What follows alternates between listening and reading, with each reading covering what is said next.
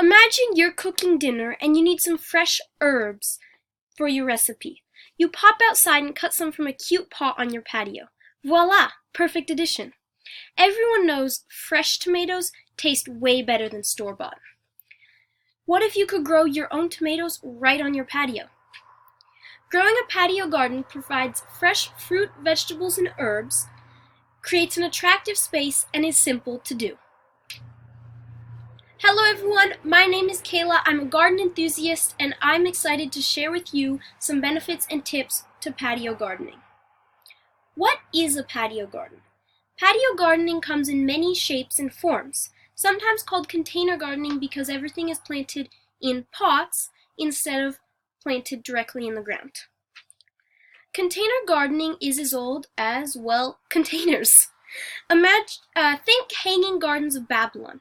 All those non-native plants had to be replanted and potted in order to survive. And they had to be in containers to hang. In my research about container gardening, I was surprised to learn that it was very popular in the ancient Roman Empire and as well as Renaissance Italy. With container gardening, you can grow things in your patio, balcony, or even outside your front door, and space and soil are not an issue. One of my favorite benefits of patio gardening is the crop it produces. Well, maybe crop is an overstatement. But let's take an example. Maybe you like to make salsa with cilantro. You buy cilantro at the store, but it comes in a big bushel, and by the time you get around to using it, you have to throw most of it away. You could compost, but that's another speech.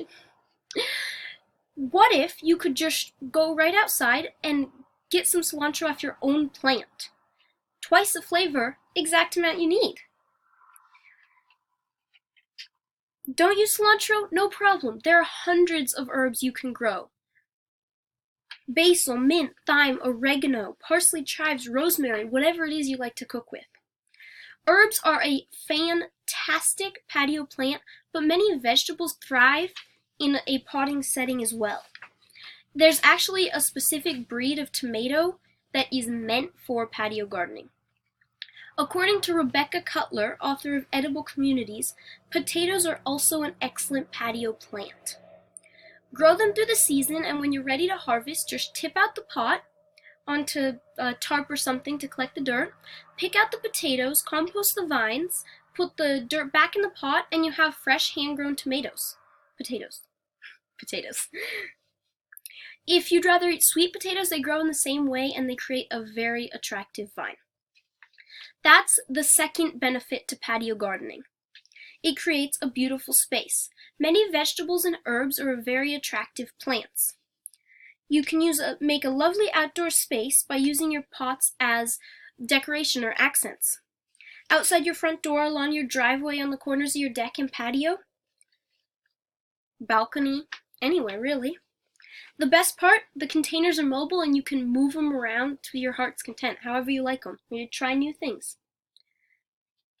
Good housekeeping notes: a pair of matching containers on either side of the front walk create a welcoming decoration, while container gardening on a deck or patio can add color and ambiance to outdoor settings. You know what else is good for an outdoor setting? A citronella plant. It keeps away the bugs and adds beauty and charm. Okay, I hope you're convinced to start a patio garden. Maybe you can already taste the fresh herbs right off your own plants. Now the how. It's easier than you might think. Start with your containers. Pick your pots. Picking your peppers comes later. You can get anything from ceramic or terracotta pots to wood, cedar, and a lot of pots actually come in plastic. You can paint them, or you can get black ones, anything really. There's a lot of good, just nice, plain pots that once with the plants growing out of them, they look really good. You do need pots that are big enough for your plant's root structure. You can start with smaller pots, but it's harder to transplant and the plants get unhappy. So starting with something a little bigger to allow them to grow nice and big is good. Your pots also need to have good drainage holes, like these ones, or one hole is fine depending on what you're planting. But the drainage holes allows the water to flow out so you don't overwater them and drown your plants. Next step, you need dirt. But not just any dirt, you need potting soil, because natural dirt or dirt from the ground is too thick. It's really hard for the plants to get their roots through without bugs and worms and whatever creating little air holes that then they can fill in.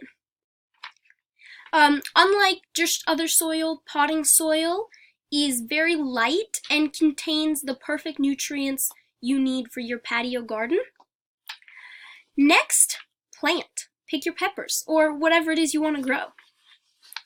Then plant it. Maintaining your garden is fairly simple. All you need is to water your plants enough so that they don't die, and about every month you need to fertilize. Let's say you plant a cherry tomato on your balcony.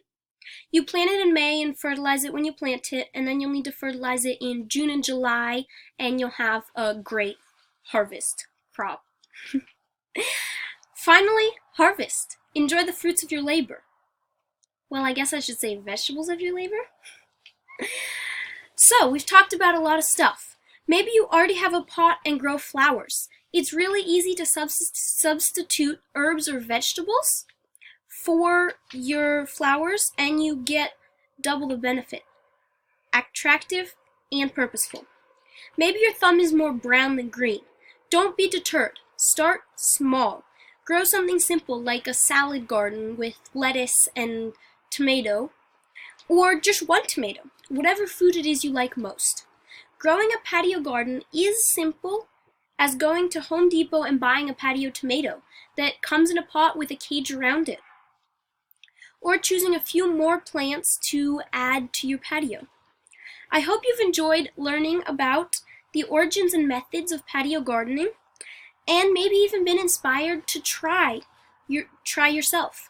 So without further ado, go grow.